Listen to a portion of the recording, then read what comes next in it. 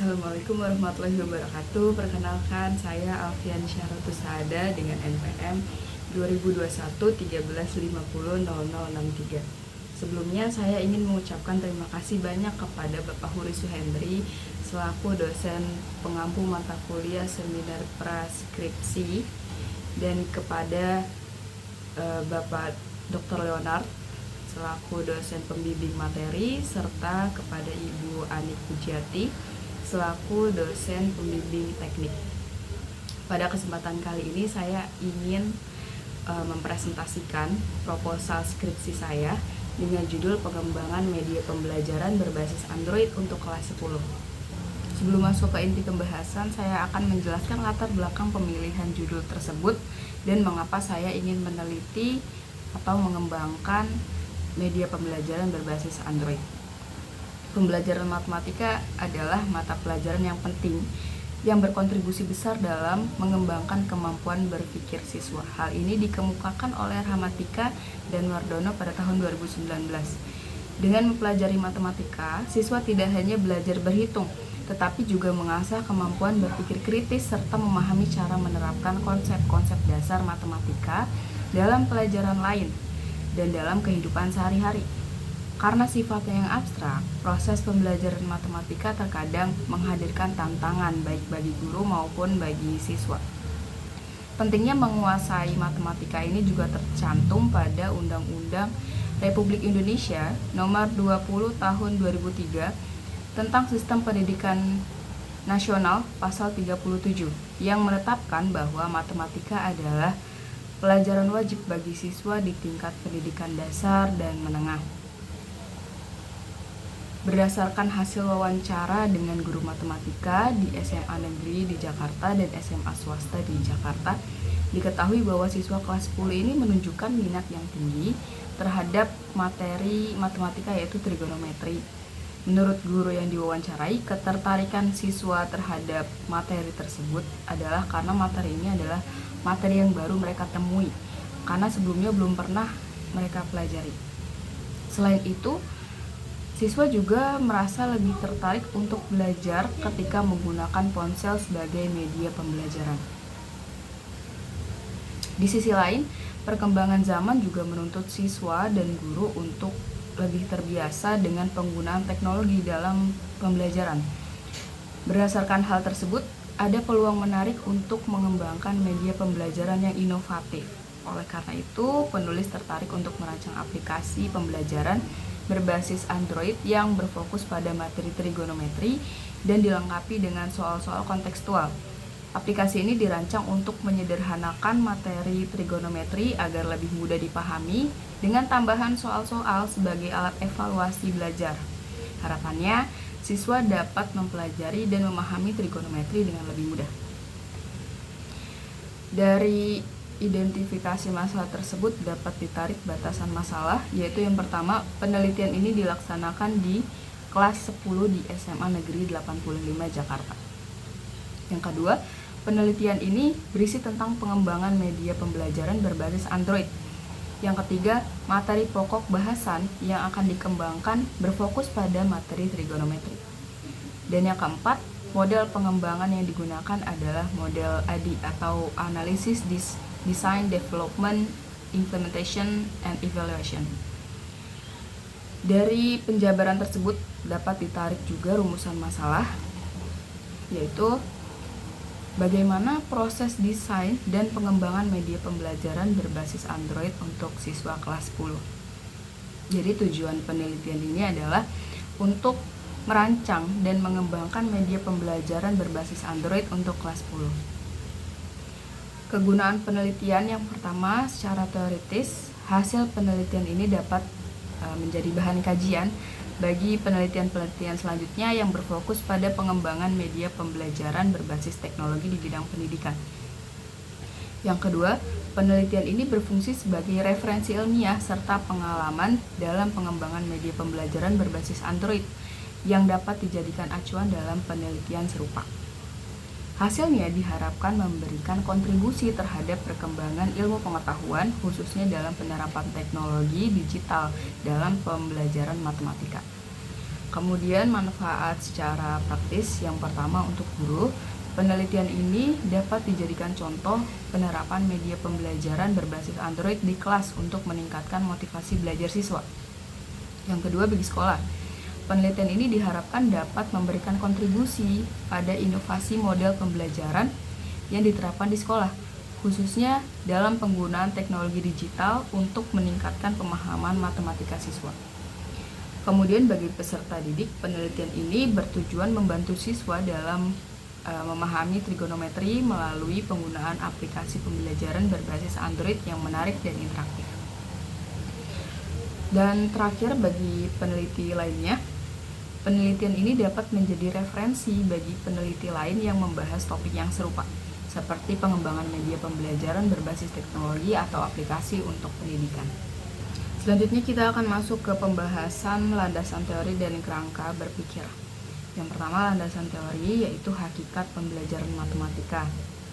Pada hakikat pembelajaran matematika ini yaitu pengertian pembelajaran matematika. Di sini menurut teori pertama yaitu menurut Musetil dalam Dewi dan Ardiansyah tahun 2020, pembelajaran matematika adalah proses di mana guru memberikan pengalaman belajar yang dirancang secara sistematis kepada siswa. Proses ini bertujuan agar siswa bisa memahami dan menguasai materi matematika yang diajarkan. Dengan perencanaan yang matang, pembelajaran tidak hanya menyampaikan informasi, tetapi juga melibatkan siswa dalam kegiatan yang membantu mereka belajar secara aktif. Kemudian menurut Brunner dalam Nuryana Rahmani Dewi dan Adi Satrio Ardiansyah tahun 2020, pembelajaran matematika adalah proses memahami konsep dan struktur yang menjadi dasar dari materi matematika yang dipelajari. Konsep di sini merujuk pada ide-ide atau prinsip dasar seperti bilangan, fungsi, persamaan. Sementara struktur adalah kerangka logis yang mengatur dan menghubungkan konsep-konsep tersebut menjadi satu kesatuan yang koheren. Kemudian menurut Kopp dalam Purwati tahun 2023, pembelajaran matematika tidak hanya melibatkan siswa sebagai penerima informasi, tetapi juga mengharuskan mereka untuk berperan aktif dalam membangun pemahaman mereka sendiri. Hal ini berarti siswa perlu terlibat langsung dalam proses belajar, seperti melalui diskusi, pemecahan masalah, eksperimen, dan refleksi. Dalam pembelajaran yang aktif, siswa diharapkan dapat menghubungkan pengetahuan yang sudah dimiliki dengan konsep baru yang sedang dipelajari, sehingga mereka dapat membangun pemahaman yang lebih mendalam dan bertahan lama. Jadi pembelajaran matematika dapat disimpulkan sebagai proses yang melibatkan siswa secara aktif dalam memahami konsep dan struktur matematika melalui interaksi dengan lingkungan, baik itu materi, guru, maupun media pembelajaran. Proses ini tidak hanya berfokus pada penghafalan rumus atau prosedur, tetapi juga pada pemahaman mendalam tentang hubungan antar konsep dalam materi yang dipelajari. Selanjutnya adalah tujuan pembelajaran matematika di kelas 10.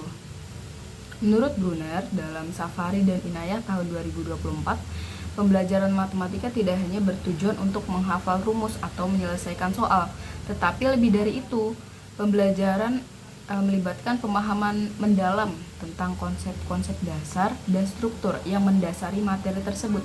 Konsep dalam hal ini merujuk pada ide atau prinsip fundamental dalam matematika, seperti bilangan, fungsi, atau geometri.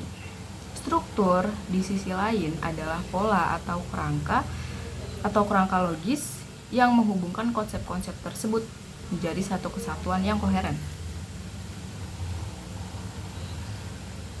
Kemudian tujuan pembelajaran matematika di kelas 10 menurut Gayu 2019 adalah untuk melatih dan mengembangkan kemampuan berpikir siswa secara sistematis, logis, kritis, kreatif, dan konsisten. Pembelajaran matematika bertujuan agar siswa dapat berpikir dengan cara yang terstruktur dan terorganisir, serta mampu menganalisis masalah secara mendalam dan menyelesaikannya dengan pendekatan yang tepat. Selain itu, pembelajaran matematika juga bertujuan untuk mengembangkan sikap gigih dan percaya diri pada siswa. sehingga mereka tidak mudah menyerah dalam menghadapi tantangan atau kesulitan dalam belajar. Kemudian menurut Kemendikbudristek tahun 2022, mata pelajaran matematika memberikan siswa kemampuan berpikir logis, bernalar, dan berlogika melalui proses mental yang membantu mereka memahami alur materi matematika secara menyeluruh, mencakup fakta, konsep, prinsip, operasi, hubungan, masalah, dan solusi matematis yang bersifat formal dan universal. Proses ini juga memperkuat sikap siswa untuk menghargai manfaat belajar matematika dan nilai-nilai moral, seperti kebebasan, ketelitian, ketepatan, sistematis, rasional, kesabaran, kemandirian, disiplin, ketekunan, keteguhan, percaya diri, keterbukaan, dan kreativitas. Dengan demikian, selaras dengan profil pelajar Pancasila, pelajaran matematika bertujuan untuk mengembangkan kemandirian, kemampuan berpikir kritis, dan kreativitas siswa. Jadi dapat disimpulkan bahwa tujuan pembelajaran matematika di kelas 10 adalah untuk mengembangkan kemampuan berpikir siswa secara logis, kritis, kreatif, dan sistematis, serta membentuk sikap gigih dan percaya diri dalam menyelesaikan masalah. Pembelajaran ini bertujuan untuk memberi pemahaman mendalam tentang konsep-konsep dasar dan struktur matematika yang dapat diterapkan dalam berbagai situasi kehidupan dan pelajaran lainnya. Selanjutnya adalah karakteristik dari siswa kelas 10. Yang pertama adalah karakteristik siswa kelas 10 pada teori Rahimah dan kawan-kawan tahun 2022. Karakteristik berasal dari sifat kata karakter yang mengacu pada ciri, tabiat, watak, dan kebiasaan yang dimiliki oleh seseorang yang bersifat relatif tetap. Dalam konteks peserta didik, karakteristik dapat diartikan sebagai pola kelakuan atau kemampuan yang dimiliki siswa yang terbentuk sebagai hasil dari pembawaan dan pengaruh lingkungan sekitar. Karakteristik ini mencakup berbagai aspek, seperti cara berpikir, keterampilan, serta sikap dan nilai yang dimiliki siswa, yang semuanya berperan dalam membentuk aktivitas mereka dalam mencapai tujuan atau cita-cita. Kemudian, menurut Piaget, Mazahra, dan kawan-kawan tahun 2023, siswa SMA yang berada pada tahap pengembangan operasional formal memiliki kemampuan untuk berpikir secara abstrak dan logis. Pada usia 15 hingga 18 tahun, mereka mulai mengembangkan kemampuan untuk mempertimbangkan berbagai kemungkinan dan berpikir lebih kompleks dalam memecahkan masalah. Meskipun demikian, berpikir secara formal dan abstrak tidak selalu mudah dan bisa menimbulkan kesulitan bagi sebagian siswa. Hal ini terjadi karena konsep-konsep matematika yang lebih abstrak seringkali sulit untuk dipahami tanpa adanya pengalaman langsung atau gambaran konkret yang dapat memudahkan pemahaman. Kemudian menurut Depdiknas tahun 2003, pola berpikir formal itu mencakup beberapa aspek, seperti yang pertama, berpikir abstrak, kedua, berpikir deduktif dan hipotetik, yang ketiga, kemampuan merencanakan dan menerima asumsi, yang keempat, berpikir komprehensif, yang kelima, berpikir reflektif, yang keenam, menggunakan logika untuk memahami hubungan antar variabel, yang ketujuh, berpikir secara proporsional, yang kedelapan, mengontrol variabel, dan yang kesembilan, melakukan klarifikasi serta mengambil keputusan berdasarkan konsensus. Ini menunjukkan bahwa dalam pembelajaran di SMA, metode deduktif dapat diterapkan dengan menggunakan simbol-simbol yang abstrak. Kondisi berpikir pada tahap ini sangat mendukung siswa SMA dalam mempelajari materi logika dengan mempertimbangkan tahap perkembangan kognitif mereka. Penyusun berasumsi bahwa siswa dapat menguasai materi logika dengan baik. Yang kedua adalah hakikat media pembelajaran. Yang pertama ada pengertian media pembelajaran, yaitu yang pertama menurut Sadirman dalam Netriawati dan Lena tahun 2017, media pembelajaran adalah segala bentuk bahan, alat, atau teknik yang digunakan dalam proses belajar mengajar untuk mendukung interaksi Komunikasi edukasi antara guru dan siswa. Penggunaan media pembelajaran bertujuan agar proses pembelajaran menjadi lebih efektif dan efisien, baik dalam pencapaian tujuan pendidikan maupun dalam penyampaian materi. Kemudian menurut Hamalik dalam Pagara dan kawan-kawan tahun 2022, alat bantu belajar adalah segala bentuk perangkat baik yang bersifat sederhana maupun kompleks yang digunakan untuk membantu siswa dalam proses pembelajaran. Alat bantu ini dirancang untuk mendukung siswa dalam memahami materi dengan lebih mudah sehingga kegiatan belajar menjadi lebih efisien dan efektif.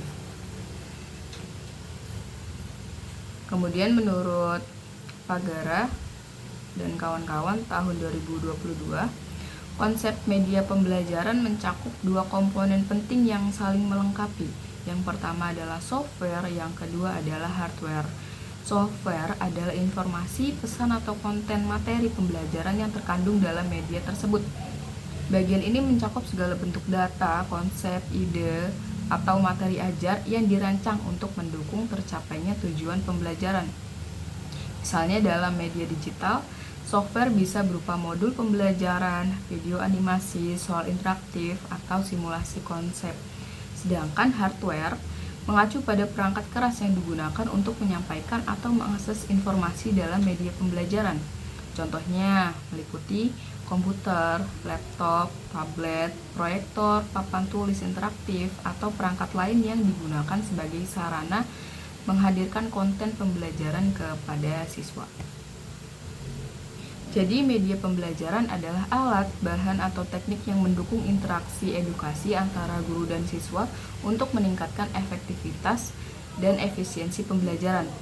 Media ini mencakup software dan hardware yang bersama-sama mempermudah siswa memahami materi secara interaktif dan menarik, meningkatkan motivasi serta hasil belajar.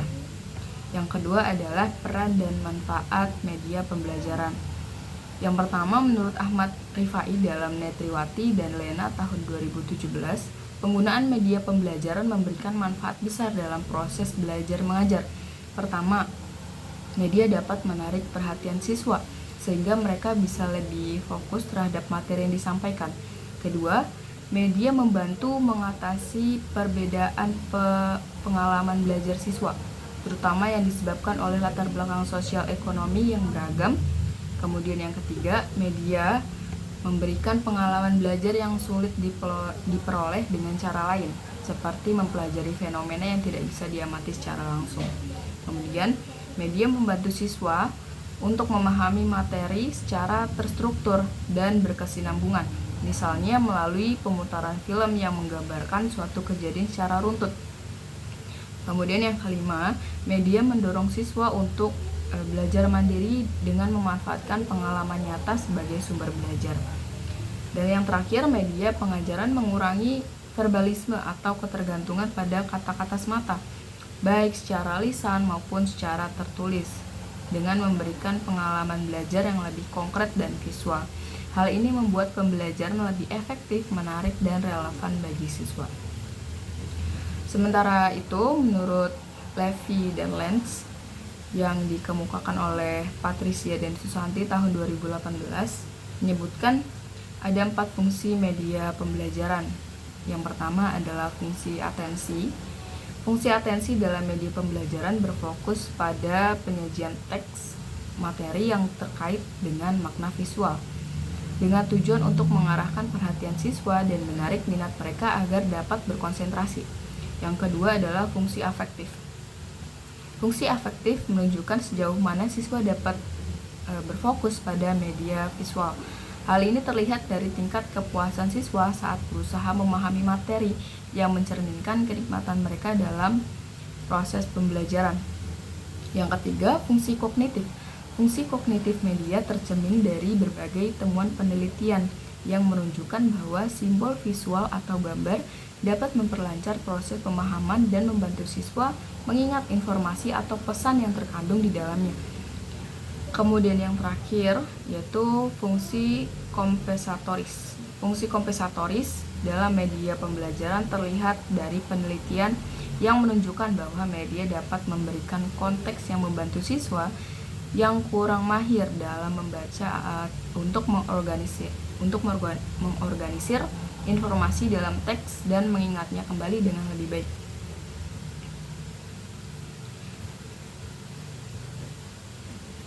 Jadi, media pembelajaran memiliki peran penting dalam meningkatkan efektivitas dan kualitas proses belajar mengajar. Media tidak hanya menarik perhatian siswa dan mengatasi perbedaan pengalaman belajar, tetapi juga membantu menyampaikan materi secara terstruktur dan berkesinambungan. Selain itu, media mendorong siswa untuk belajar mandiri dan mengurangi ketergantungan pada verbalisme. Fungsi media mencakup atensi, afektif, kognitif, dan kompensatoris yang memperlancar pemahaman, meningkatkan minat, serta membantu mengorganisir informasi. Selanjutnya adalah klasifikasi media pembelajaran. Menurut Gagne dalam Kamis tahun 2022, media pembelajaran diklasifikasikan menjadi 7 kelompok berdasarkan kemampuannya untuk mendukung proses pembelajaran sesuai hierarki belajar yang dikembangkan. Ketujuh kelompok media tersebut adalah yang pertama, benda untuk didemonstrasikan, yang kedua adalah komunikasi lisan, yang ketiga media cetak, yang keempat gambar diam, yang kelima gambar bergerak, yang keenam film bersuara, dan yang ketujuh adalah mesin belajar. Kemudian menurut Rudy Bratz dalam Kamis tahun 2022, dia mengklasifikasikan media pembelajaran menjadi 8 jenis berdasarkan bentuk dan karakteristik media. Media audiovisual gerak mencakup gabungan suara dan gambar bergerak seperti video dan film yang dapat menyampaikan informasi secara dinamis. Sementara itu, media audiovisual diam menggunakan kombinasi suara dan gambar diam, seperti slide presentasi yang dilengkapi dengan narasi. Kemudian media audio semi gerak menggabungkan suara dengan gambar yang bergerak secara terbatas, misalnya animasi sederhana atau presentasi interaktif. Kemudian media visual gerak hanya menyajikan gambar bergerak tanpa suara seperti animasi atau video tanpa audio. Media visual diam menyajikan informasi hanya melalui gambar statis seperti poster, gambar, atau diagram. Kemudian media semi gerak adalah media yang berisi gambar diam yang dapat dipindahkan atau diubah seperti flip chart atau transparansi. Kemudian media audio hanya menggunakan suara atau rekaman audio seperti radio atau podcast untuk menyampaikan informasi. Dan yang terakhir adalah media cetak yang menyajikan informasi melalui teks dan gambar cetak seperti buku, majalah, dan brosur. Jadi secara garis besar, media pembelajaran itu dikategorikan menjadi 4 kelompok berdasarkan pengembangan teknologi. Yang pertama adalah teknologi cetak, yang kedua teknologi audiovisual, yang ketiga teknologi berbasis komputer, dan yang keempat teknologi gabungan. Sementara itu, klasifikasi media pembelajaran berdasarkan jangkauan, sifat, teknik pemakaian, serta jangkauannya adalah yang pertama. Media dapat diklasifikasikan berdasarkan sifatnya, yaitu yang pertama media auditif, yang kedua media visual, dan yang ketiga media audiovisual. Kemudian berdasarkan jangkauannya, media itu dibagi menjadi yang pertama, media dengan jangkauan luas seperti menjangkau banyak orang secara bersamaan. Kemudian media yang memiliki jangkauan tanpa batasan ruang dan waktu. Lalu dari segi teknik penggunaan, media dibagi menjadi 2. Yang pertama, media yang diproyeksikan dan media yang tidak diproyeksikan. Selanjutnya adalah hakikat pengembangan media pembelajaran. Yang pertama, pengertian pengembangan media pembelajaran. Menurut Kamus Besar Bahasa Indonesia atau KBBI, pengembangan adalah suatu proses atau cara untuk mengembangkan sesuatu. Artinya, pengembangan adalah serangkaian langkah yang dilakukan untuk memperbaiki, meningkatkan, atau memperluas sesuatu agar menjadi lebih baik atau lebih besar. Dalam konteks pembelajaran, pengembangan bisa berarti upaya untuk meningkatkan kualitas pendidikan dengan memberikan materi yang lebih baik, metode yang lebih efektif, dan alat bantu yang lebih lengkap. Hal ini bertujuan agar siswa dapat memahami pelajaran dengan lebih baik dan dapat mencapai hasil yang optimal. Kegiatan pengembangan meliputi tahapan Yang pertama perencanaan, yang kedua pelaksanaan, dan evaluasi yang diikuti dengan kegiatan penyempurnaan sehingga diperoleh bentuk yang dianggap memadai. Hal itu dikemukakan oleh Sukiman tahun 2017. Kegiatan pengembangan terdiri dari beberapa tahap yang saling berkesinambungan, yaitu perencanaan, pelaksanaan, dan evaluasi. Selanjutnya adalah model-model pengembangan. Model-model pengembangan menurut Khoiri tahun 2018, yang pertama ada model Di-Carey, kemudian yang kedua ada model Borch and Gall, kemudian yang ketiga adalah model 4D, kemudian yang keempat adalah model ID atau Analysis, Design, Develop, Implement, and Evaluate. Kemudian ada yang terakhir adalah model CAM. Selanjutnya masuk ke hakikat Android. Pengertian Android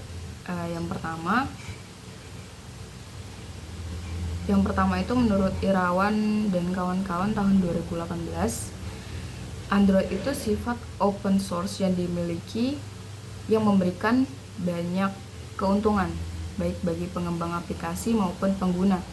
Bagi pengembang, hal ini membuka peluang untuk menciptakan aplikasi yang lebih kreatif dan beragam yang dapat disesuaikan dengan perangkat keras atau hardware serta keinginan pengguna. Sementara itu, bagi pengguna, mereka dapat merasakan pengalaman yang lebih personal dan fleksibel dalam penggunaan smartphone, karena aplikasi dan sistem dapat disesuaikan dengan kebutuhannya. Keberagaman aplikasi yang tersedia di platform Android, mulai dari aplikasi hiburan, produktivitas, hingga aplikasi edukasi, semakin memperkuat daya tarik Android sebagai sistem operasi yang terus berkembang dan adaptif terhadap kebutuhan teknologi di masa depan. Menurut Satya Putra dan Aritonang tahun 2016, Android merupakan sistem operasi yang dirancang khusus untuk perangkat mobile seperti smartphone dan tablet. Fungsi utama Android adalah sebagai jembatan yang menghubungkan perangkat dengan penggunanya, memungkinkan pengguna untuk berinteraksi secara langsung dengan perangkat melalui antarmuka yang mudah digunakan. Dengan Android, pengguna dapat menjalankan berbagai aplikasi yang tersedia, mulai dari aplikasi komunikasi, hiburan, serta produktivitas yang semuanya dirancang untuk meningkatkan pengalaman pengguna dalam menggunakan perangkat mobile. Sistem operasi ini juga menyediakan lingkungan yang mendukung pengembangan aplikasi baru yang dapat diunduh dan digunakan oleh banyak pengguna di seluruh dunia. Selain itu, menurut Supardi tahun 2014, Android adalah sistem operasi mobile yang berbasis Linux, yang mencakup bukan hanya sistem operasi itu sendiri, tetapi juga middleware dan aplikasi yang mendukungnya. Android memiliki beberapa karakteristik yang membedakan dari sistem operasi lain. Yang pertama, Android merupakan platform terbuka atau open source yang memberikan kebebasan bagi para pengembang atau programmer untuk membuat dan mengembangkan aplikasi sesuai kebutuhan mereka. Kedua, Android awalnya dikembangkan oleh Android Incorporated dan kemudian dibeli oleh Google yang memanfaatkan sistem operasi ini untuk perangkat mobile. Ketiga, meskipun Android bukan bahasa pemrograman, Android menyediakan lingkungan runtime yang dikenal dengan Delphic Virtual Machine atau DVM yang dioptimalkan untuk menjalankan aplikasi pada perangkat dengan kapasitas memori yang terbatas. DVM ini memungkinkan aplikasi untuk berjalan secara efisien meskipun perangkat yang digunakan memiliki keterbatasan dalam kapasitas dan sumber daya. Kemudian yang kedua adalah kelebihan dan kekurangan media belajar berbasis Android. Yang pertama, kelebihan dari penggunaan media pembelajaran berbasis Android adalah dapat digunakan kapanpun dan dimanapun. Kebanyakan device bergerak memiliki harga yang relatif lebih murah dibandingkan dengan harga PC desktop. Kemudian ukuran perangkat yang kecil dan ringan daripada PC atau desktop diperkirakan dapat mengikut sertakan lebih banyak pembelajar karena aplikasi memanfaatkan teknologi yang biasa digunakan dalam kehidupan sehari-hari. Kemudian aplikasi interaktif yang sudah dapat diunduh dengan mudah dan gratis. Adapun kekurangannya yaitu yang pertama kemampuan prosesor, yang kedua kapasitas memori, kemudian layar tampilan, lalu keterbatasan baterai, dan yang terakhir pengguna harus memiliki kelebihan dalam bidang teknologi. Selanjutnya adalah penelitian yang relevan. Yang pertama adalah penelitian yang dilakukan oleh Sonia Heswari dan Fiska Dwi Patri yang berjudul Pengembangan Media Pembelajaran Matematika Berbasis Android untuk Mengoptimalkan Kemampuan Berpikir Kreatif Siswa. Penelitian ini menggunakan metode Research and Development atau R&D dengan model ADI yang mencakup 5 tahap. Yang pertama analisis, desain, kemudian pengembangan, implementasi, dan evaluasi. Penelitian ini dilakukan di beberapa sekolah di Kabupaten Kerinci dengan tujuan menghasilkan media pembelajaran berbasis Android untuk mendukung proses belajar matematika, dan berdasarkan hasil penelitian tersebut, media ini dinilai efektif dengan rata-rata skor 85,33%, menunjukkan bahwa media belajar berbasis Android ini sangat bermanfaat dalam meningkatkan kemampuan berpikir kreatif siswa. Kemudian yang kedua adalah penelitian yang dilakukan oleh Muhammad Fikri Hamdani dan Nanang Priyatna yang berjudul Pengembangan Media Pembelajaran Matematika Berbasis Android untuk Siswa SMP atau MTS dan SMA atau MA. Penelitian ini merupakan penelitian pengembangan menggunakan model ADI. Penelitian ini dilaksanakan di MTSN 3 Kampar dan MAN 2 Kampar dengan subjek siswa dari berbagai tingkatan. Produk yang dikembangkan dalam penelitian ini adalah aplikasi kamus matematika berbasis Android yang membantu siswa memahami simbol-simbol matematika. Hasil penelitian menunjukkan bahwa aplikasi tersebut valid dan praktis dengan hasil validasi dari ahli materi sebesar 91,43% dan ahli media sebesar 92%.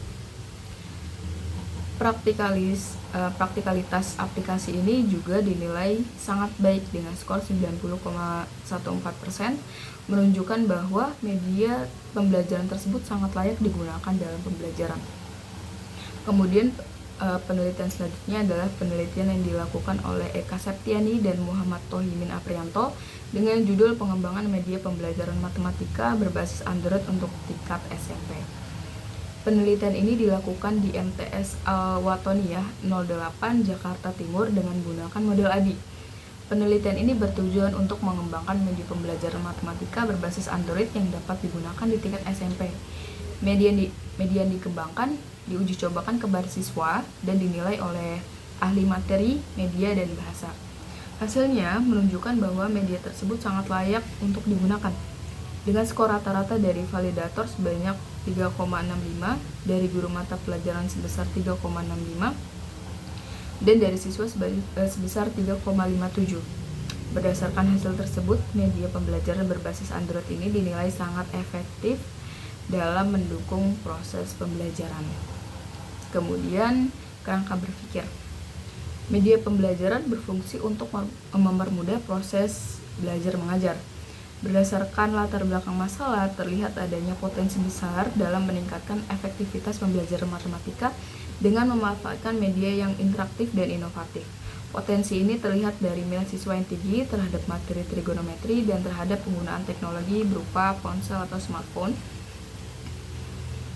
Berdasarkan rumusan masalah, kajian teori, dan hasil penelitian yang relevan, pengembangan media pembelajaran matematika berbasis Android pada materi trigonometri ini dirancang untuk mengoptimalkan potensi tersebut, mendukung siswa belajar dengan lebih aktif, dan meningkatkan motivasi mereka dalam memahami matematika. Di sini kerangka berpikirnya yang pertama yang harus dilakukan adalah analisis kebutuhan yang dilakukan di SMA Negeri 85 Jakarta. Kemudian dari hasil analisis kebutuhan tersebut dapat dilakukan perancangan produk. Kemudian setelah perancangan produk selesai, baru kami melaksanakan pengembangan produk. Setelah produk sudah selesai, harus divalidasi, yaitu validasi terhadap ahli media dan ahli materi. Kemudian diuji cobakan juga kepada siswa. Di sini apabila harus revisi, maka perlu direvisi sesuai saran dari ahli media dan ahli materi. Apabila sudah layak, maka aplikasi ini sudah siap digunakan. Siap digunakan dalam arti aplikasi ini sudah bisa diimplementasi. Kemudian dari hasil implementasi tersebut baru bisa dievaluasi. Selanjutnya, pembahasan mengenai metode penelitian. Yang pertama, tempat dan waktu penelitian. Tempat penelitian dilakukan di SMA Negeri 85 Jakarta. Sekolah ini memiliki NPSN yaitu 20101586 pada tahun pembelajaran 2025-2026. SMA Negeri 85 Jakarta terletak di Jalan Komplek Migas nomor 41, RT 4 RW 3 Srengseng, Kecamatan Kembangan, Kota Jakarta Barat, daerah khusus Ibu Kota Jakarta. Di sini dilihat untuk SMA 85 Jakarta, peserta didik ada 773, guru ada 42, dan rombel ada 22. Kemudian waktu penelitian. Penelitian ini akan dilaksanakan pada semester genap tahun pelajaran 2025-2026. Diperkirakan waktu yang dibutuhkan sekitar 4 bulan untuk melakukan penelitian, yaitu dari bulan Maret sampai bulan Juni 2025. Selanjutnya adalah desain penelitian. Desain penelitian ini menggunakan pendekatan riset dan pengembangan atau Research and Development atau R&D yang bertujuan untuk mengembangkan, memvalidasi, dan menghasilkan produk berupa materi alat atau strategi pembelajaran. Menurut Sugiono dalam Martini dan Silalahi tahun 2022, metode R&D merupakan pendekatan penelitian yang digunakan untuk menciptakan atau mengembangkan produk tertentu, diikuti dengan pengujian untuk menilai efektivitas produk tersebut. Proses pengembangan produk ini mencakup perbaikan dan peningkatan kualitas produk yang sudah ada sebelumnya, sehingga produk tersebut dapat menjadi lebih baik dan lebih sempurna dibandingkan dengan desain sebelumnya. Selain itu, pengembangan juga dapat mencakup penciptaan produk baru yang belum pernah ada sebelumnya. Dalam penelitian ini, produk yang dikembangkan adalah media pembelajaran berbasis Android. Produk ini merupakan pengembangan baru dalam bentuk aplikasi yang dapat diakses melalui internet. Aplikasi ini berisi materi trigonometri yang disajikan secara lengkap, sederhana, dan mudah dipahami, serta dilengkapi dengan latihan soal yang berjenjang, dari soal yang mudah hingga soal yang sulit. Dengan demikian, produk ini berfungsi sebagai media pembelajaran yang bertujuan untuk mendukung proses belajar matematika, khususnya pada materi trigonometri. Dalam pengembangan produk ini digunakan model desain, yaitu ADRI, yang terdiri dari 5 tahap analisis. Yang pertama, tahap analisis, kemudian desain, kemudian pengembangan, implementasi, dan evaluasi. Model ADRI merupakan pendekatan instruksional yang memusatkan perhatian pada siswa dengan langkah-langkah yang langsung terstruktur dan berjangka panjang. Hal ini dikemukakan oleh Hidayat dan Nizar tahun 2021. Kemudian menurut Mustaji dalam Martini dan Silalahi tahun 2022 menjelaskan bahwa ada beberapa alasan mengapa model ADRI relevan untuk digunakan. Yang pertama, model ini dapat diadaptasi dan disesuaikan baik dalam berbagai kondisi. Tingkat fleksibilitasnya sangat tinggi, menjadikannya model pengembangan yang sederhana namun sistematis. Meskipun fleksibel, ADRI tetap dianggap sebagai salah satu model yang efektif. Model ini menyediakan kerangka kerja umum yang terstruktur dan memudahkan proses pengembangan produk. Selanjutnya masuk ke pembahasan langkah-langkah pengembangan model. Yang pertama ada analisis. Ya, di sini adalah analisis kebutuhan di mana peneliti akan mewawancarai guru dan siswa di SMA Negeri 85 Jakarta untuk menganalisis kebutuhan terhadap media pembelajaran. Selanjutnya, desain. Pada tahap ini akan dilakukan beberapa kegiatan. Yang pertama adalah menentukan materi pokok dan submateri yang akan dimasukkan seperti pengenalan sudut, identitas trigonometri, dan fungsi dasar trigonometri. Materi merinci isi materi yang akan dikembangkan dalam aplikasi, memastikan tiap konsep disajikan dengan jelas dengan tambahan contoh soal. Kemudian mengumpulkan referensi soal dari kurikulum dan buku teks yang sesuai dengan tingkat kesulitan yang dibutuhkan. Kemudian menyusun kerangka visual aplikasi mencakup menu utama, materi, latihan soal, dan pembahasan. Selanjutnya menyusun alur navigasi aplikasi yang intuitif sehingga siswa dapat dengan mudah berpindah antar halaman materi, latihan, dan evaluasi. Selanjutnya adalah development atau pengembangan. Yang pertama, membuat media pembelajaran. Langkah-langkah dalam pembuatan media pembelajaran berupa aplikasi ini dimulai dengan menyiapkan aplikasi pembantu yaitu Kodular yang digunakan untuk mengembangkan media. Yang kedua, semua desain dan tombol yang telah dirancang sebelumnya dimasukkan ke dalam aplikasi yang sedang dikembangkan. Yang ketiga, media yang telah selesai dikembangkan diterbitkan dalam format aplikasi agar dapat dipasang dan digunakan di handphone atau smartphone. Yang keempat, proses ini juga melibatkan mengimpor desain awal ke Kodular, diikuti dengan pengembangan aplikasi Android dengan fitur-fitur yang direncanakan seperti materi, soal, dan pembahasan. Kemudian aplikasi diuji pada perangkat Android untuk memastikan fungsionalitas dan kelancaran sebelum diimplementasikan kepada siswa. Selanjutnya adalah validasi ahli. Yang pertama, uji ahli materi. Tujuan dari uji ahli materi adalah untuk menilai kelengkapan dan kelayakan media pembelajaran berbasis Android dari segi materi, khususnya pada topik trigonometri, serta memastikan kesesuaian materi tersebut dengan kurikulum yang berlaku atau standar isi. Tim evaluasi terdiri dari 2 dosen Universitas Indraprasta PGRI. Para ahli yang dipilih untuk melakukan evaluasi ini adalah individu yang profesional dan memiliki kompetensi yang memadai di bidang matematika. Selanjutnya adalah uji ahli media. Pengujian oleh ahli media bertujuan untuk menentukan apakah standar minimal yang diterapkan dalam penyusunan media pembelajaran berbasis Android telah terpenuhi. Evaluasi ini juga bertujuan untuk menilai daya tarik media pembelajaran matematika berbasis Android pada materi trigonometri.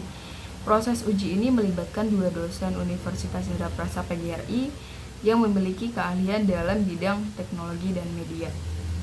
Selanjutnya adalah tahap implementasi.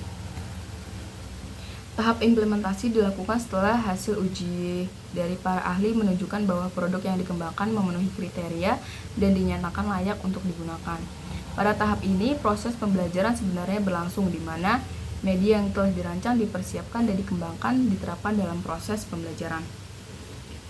Dengan demikian, semua elemen yang telah disiapkan diimplementasikan kepada siswa sesuai dengan tujuan awal pembelajaran.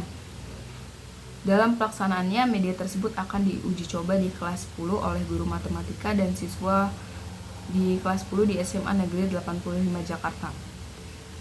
Setelah uji coba selesai, baik guru maupun siswa akan diminta untuk mengisi kuesioner atau angket. Kuesioner ini berfungsi sebagai instrumen untuk mengumpulkan data mengenai respons guru dan siswa terhadap media pembelajaran yang telah dikembangkan.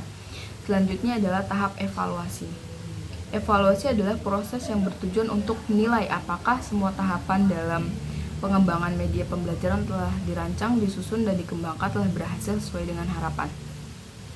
Tahap ini penting untuk mengidentifikasi kelebihan dan kelemahan dari media pembelajaran yang telah diterapkan kepada siswa. Tujuan utama dari evaluasi ini adalah untuk mengukur respon atau sikap siswa terhadap media pembelajaran yang dikembangkan. Selama tahap evaluasi, komentar dan saran dari ahli materi, ahli media, dan praktisi pembelajaran sangat berharga. Umpan balik yang diberikan akan menjadi pertimbangan penting dalam perbaikan media pembelajaran agar dapat lebih efektif dan layak digunakan. Proses evaluasi tidak hanya terbatas pada tahap akhir, tetapi juga dapat dilakukan pada setiap tahapan dalam model pengembangan. Evaluasi yang dilakukan di setiap tahap disebut evaluasi formatif atau evaluasi berjalan yang bertujuan untuk mempermudah revisi dan perbaikan di setiap langkah dalam pengembangan media. Selanjutnya adalah jenis data. Yang pertama, data kuantitatif, yaitu mencakup informasi yang diolah menggunakan angka seperti skor dari angka penelitian validasi dan penilaian siswa. Yang kedua, data kualitatif berupa deskripsi dalam bentuk kalimat yang mencakup analisis kebutuhan, kritik dan saran dari validator terhadap produk yang telah dikembangkan. Selain itu, data kualitatif juga mencakup deskripsi mengenai keterlaksanaan uji coba produk yang memberikan wawasan lebih mendalam tentang efektivitas dan penerimaan media pembelajaran yang telah dikembangkan. Kemudian sumber data. Sumber data itu yang pertama ada dari siswa. Siswa dijadikan sumber informasi untuk mengidentifikasi materi yang dianggap sulit dipelajari serta untuk mengetahui jenis media pembelajaran yang diinginkan dan dibutuhkan oleh mereka. Kemudian guru ini berperan dalam memberikan informasi mengenai materi yang dianggap sulit untuk diajarkan kepada siswa dan juga mengenai kebutuhan media pembelajaran yang diperlukan. Kemudian ahli materi memiliki peran untuk menilai kelayakan media pembelajaran dari segi penyampaian materi. Selanjutnya adalah ahli media, bertugas untuk mengevaluasi kelayakan media pembelajaran, memastikan bahwa tampilan visualnya menarik, konsisten, dan sesuai dengan target pengguna. Selanjutnya adalah dokumen. Seperti standar kompetensi dan kompetensi dasar digunakan untuk melengkapi informasi dan memberikan landasan yang lebih kuat dalam proses pengembangan media pembelajaran. Selanjutnya adalah metode pengumpulan data. Metode pengumpulan data yang pertama adalah wawancara. Wawancara dilakukan pada proses analisis kebutuhan di awal.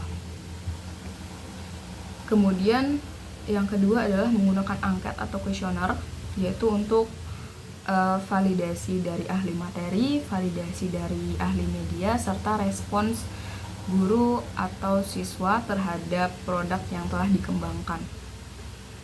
Instrumen penelitian yang pertama instrumen analisis kebutuhan.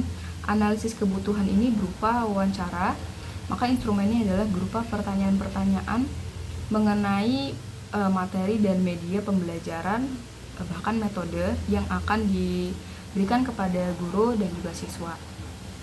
Selanjutnya adalah instrumen validasi ahli. Yang pertama, instrumen validasi ahli media. Di sini kisi-kisi angket validasi ahli media terdapat 4 poin. Kemudian terdapat 4 poin yang sebanyak 18 pernyataan. Selanjutnya adalah instrumen validasi ahli materi. Di sini terdapat 3 poin, di mana banyak pernyataan atau pertanyaan adalah 19 buah. Kemudian instrumen uji coba produk. Instrumen uji coba produk ini akan diberikan kepada siswa dan guru yang berupa 4 topik dengan banyak soal atau pernyataan dan pernyataan sebanyak 21 buah. Selanjutnya teknik analisis data. Teknik analisis data yang digunakan dalam penelitian ini adalah analisis deskriptif kualitatif yang bertujuan untuk memaparkan hasil pengembangan produk yang telah dikembangkan. Data yang diperoleh dari instrumen uji coba seperti angket validasi dari respons dari guru serta siswa dianalisis menggunakan statistik deskriptif kualitatif. Pendekatan ini dirancang untuk menggambarkan karakteristik data pada masing-masing variabel yang diteliti. Dalam penelitian ini, instrumen yang digunakan termasuk angket validasi dan kuesioner menyediakan 5 pilihan jawaban sebagai kriteria pemberian skor. Yang pertama, sangat setuju, setuju, kurang setuju, tidak setuju, dan sangat tidak setuju. Kemudian analisis data validasi ahli. Dengan mengacu pada perhitungan yang dilakukan sebelumnya, interval persentase serta kriteria kualitatif evaluasi kelayakan media menurut para ahli dapat disajikan sebagai berikut. Yang pertama, sangat valid, itu rentangnya dari 81% sampai 100%, kemudian valid dari 61% sampai 80%, kemudian cukup valid dari 21% sampai 60%, kurang valid dari 21% sampai 40%, dan tidak valid dari 0 sampai 20%. Kemudian analisis data uji coba produk yang asalnya dari respon guru dan siswa dengan rentang yang pertama sangat menarik dengan rentang 81% sampai 100%, menarik dari 61% sampai 80%, cukup menarik dari 21% sampai 60%, kurang menarik dari 21% sampai 40%, dan tidak menarik dari 0% sampai 20%. Cukup sekian presentasi dari saya, kurang lebihnya mohon maaf. Wassalamualaikum warahmatullahi wabarakatuh.